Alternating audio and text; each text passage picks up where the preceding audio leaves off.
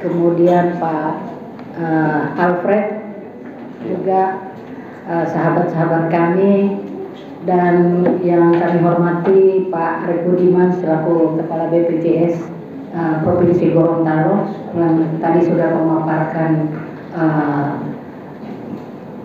bahannya yang perlu kita pelajari dan tentunya harus kita perhatikan, dan tentunya terkhusus kepada Bung, saya memanggilnya Bung Andrika Hasan. Tepuk tangan dulu.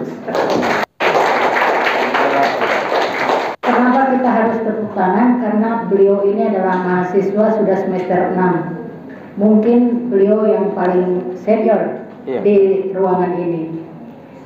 Puji dan syukur kita panjatkan kehadirat Allah Subhanahu wa taala, Tuhan Yang Maha Esa, karena pada siang dan sore hari ini pada tanggal 9 Juni 2020 situasi kampus ini, karena di sana juga ada kampus Iksan juga ya, Iksan di Bualemo, di Pohuwato, dan di Gorut. Mudah-mudahan kami bisa mutar di kampus-kampus Iksan ini dalam rangka memberikan wawasan bagaimana pentingnya dunia ketenagakerjaan yang menjadi bagian dari kemajuan dunia secara keseluruhan, secara global. Tentunya apa yang menjadi kebutuhan warga negaranya. Kita bekerja, kita hidup, kita harus bekerja, kita harus kuliah, dan kemudian mengabdikan ilmu pengetahuan kita untuk pembangunan masyarakat dan juga tentunya keluarga yang kita kepada Pak Yudin Yunus yang memfasilitasi acara pada sore hari ini. Dan ini tentunya merupakan ibadah Pak Yunus. Saya dengar di luar masih banyak, ya tentunya kami mengaturkan terima kasih yang sebanyak-banyaknya, karena kurang lebih 300-an ini pesertanya, sehingga ini tidak tertampung. Saya terbatas ya. Coba kalau tahu jumlahnya sebelumnya Pak Arif baru 500 Pak. Ya baik. Tadi sudah disampaikan oleh Pak Andrika, beliau ini juga aktivis dari Serikat Pekerja kalau tidak salah. Jadi memang dunia ketenagakerjaan menjadi salah satu perhatian yang sangat penting bagi hari lapangan kerja itu sendiri. Dan tentunya yang paling penting adalah strategi perluasan kesempatan kerja dan strategi perluasan dalam hubungan kerja yang disampaikan Pak Arif tadi. Jadi ini ada kaitannya. Secara sepintas nanti ini bisa di copy saja, tetapi bahwa yang disebut dengan dunia ketenagakerjaan ini tidak hanya di Indonesia, tetapi kita diikat oleh yang namanya yang mengatur masalah ketenagakerjaan ini adalah seluruh dunia. Seluruh dunia itu diatur dalam International Labour Organization. Jadi ada ILO. ILO itu yang adik-adik sering dengar, dia mengatur semua masalah ketenagakerjaan. Jadi orang-orang yang berpindah-pindah. Jadi berpindah-pindah bekerja di seluruh dunia. Dan tidak ada larangan untuk bekerja di seluruh dunia, baik apalagi agama Islam kita mengajarkan mencari rezeki di seluruh dunia itu bisa. Tetapi Indonesia itu tidak serta-merta juga declare sebagai Undang-Undang Tenaga Kerja tahun 2013. Nah kemudian dengan terakhir ini kita melakukan suatu penyesuaian, kemudian pemerintah daerah. Nah ini secara bersama-sama wajib menciptakan perluasan kesempatan kerja. Kemudian ada yang disebut dengan lembaga keuangan. Nah lembaga keuangan dan dunia usaha itu perlu memberikan kemudahan dalam menciptakan atau mengembangkan perluasan kesempatan kerja dan dapat membentuk badan koordinasi yang beranggotakan unsur pemerintah dan unsur masyarakat. Di dalam Peraturan Pemerintah Nomor 33 Tahun 2013 tentang perluasan kesempatan kerja ini, maka pemerintah dan pemerintah daerah menetapkan kebijakan perluasan kesempatan kerja di setiap sektor sesuai dengan kewenangannya.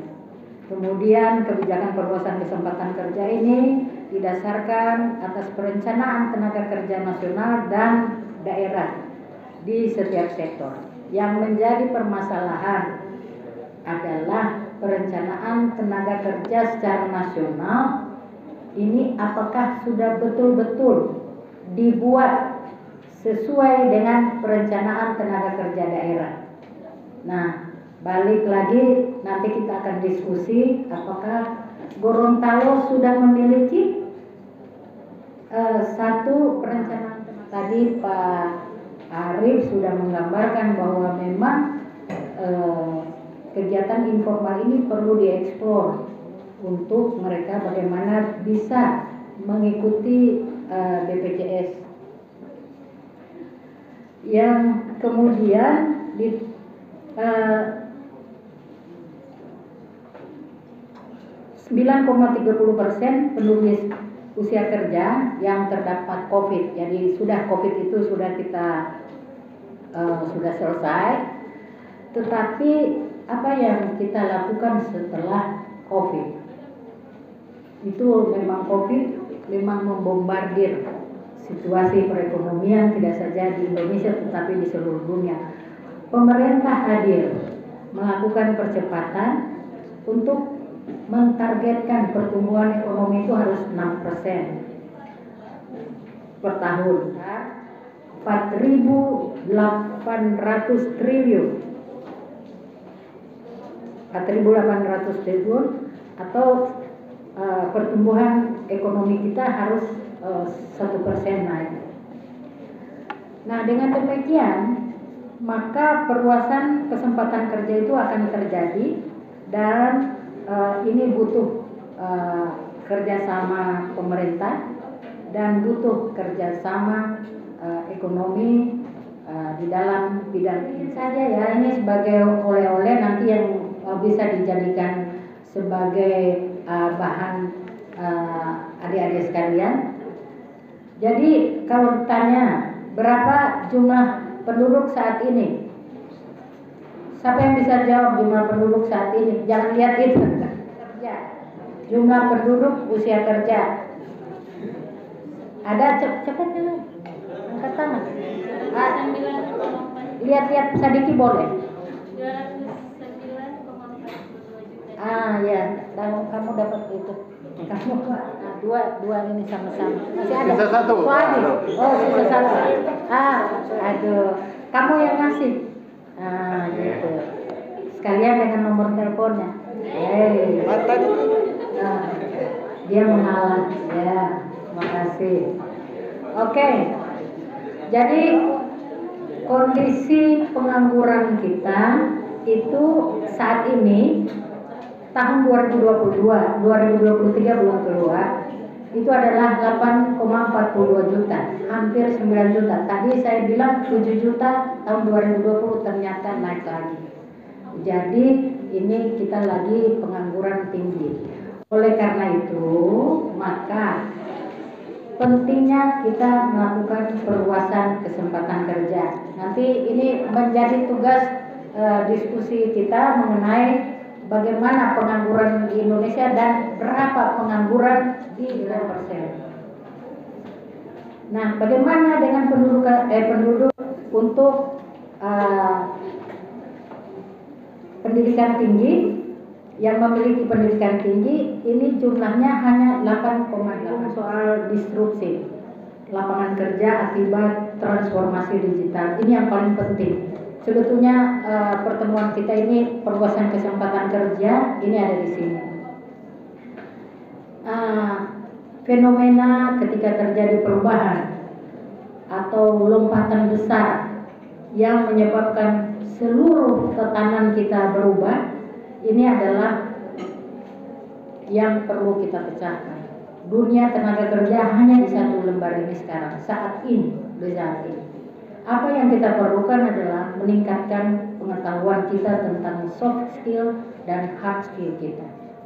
Yang disebut dengan soft skill nanti bisa dibaca di sektor perdagangan retail, konstruksi, transportasi dan logistik, kemudian nelayan. Jadi tidak bisa lagi seperti pertanian dan sektor perikanan ini kita hanya kerjakan seperti biasa-biasa saja. Jadi harus ada industri, harus ada hukumnya, hukum ketenagakerjaan ini harus betul-betul diterapkan di dalam industri yang ke depan. Jadi Pak, kebutuhannya memang kebutuhan hukum ketenagakerjaan dalam industri pertanian dan industri perikanan itu cocok untuk daerah kita di Gorontalo. Saya kira ini hal-hal yang perlu saya sampaikan karena juga waktu. Mungkin intinya kita harus koordinasi siapa yang hadir dalam kewajiban kita untuk membangun perluasan kesempatan kerja. Kalau di luar di Australia itu sudah biasa, namanya adalah employment creation. Ada program satu yang memang khusus membidik teknologi, membidik jumlah tenaga kerja, bidik outputnya dari universitas ada berapa. Di Australia sepertinya kalau yang lulus dari university itu tidak ada yang nganggur, Pak. Tidak ada yang nganggur. Tidak tahu sekarang ya, Mas ya. Ada yang nganggur lulusan dari university tidak ada sepertinya ya. Masuk dia aja masuk jalur.